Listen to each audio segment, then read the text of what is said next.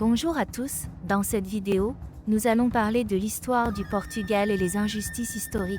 Quel travail de mémoire aujourd'hui.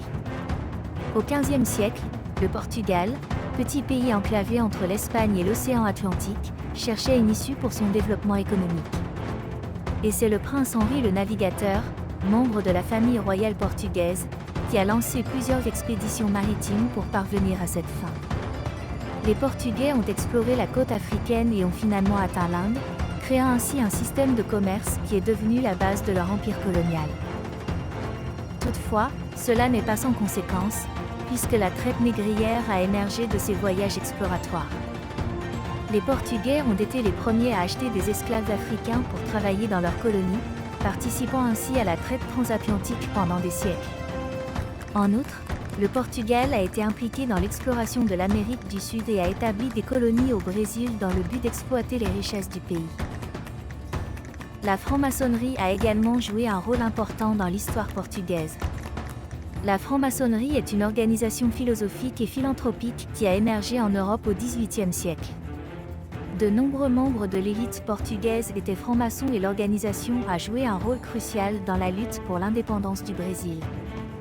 Les francs-maçons brésiliens étaient bien organisés et influents, et ont même créé une loge maçonnique appelée Grande Oriente do Brasil, qui est devenue un centre de résistance contre la domination portugaise.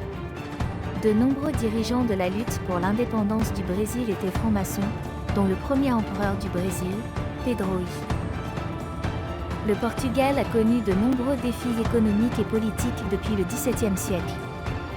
Les invasions napoléoniennes ont déstabilisé le pays, tandis que la concurrence internationale pour les marchandises coloniales a réduit les bénéfices du Portugal.